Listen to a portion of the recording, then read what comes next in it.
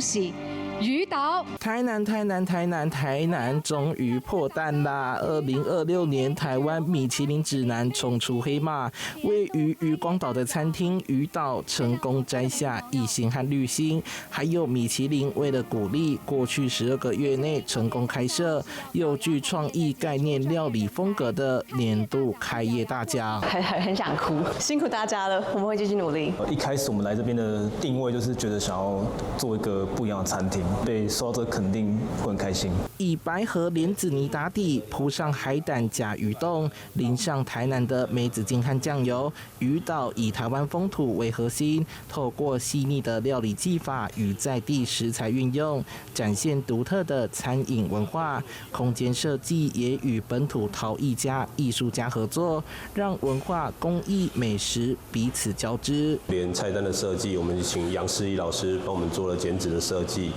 整個空間跟原住民的燈飾去做一些結合，讓整體都呈現一個比較台灣的風格，也讓大家甚至因為我們其實不知道評審是誰，所以我們其實都是讓所有的顧客在這裡可以體驗到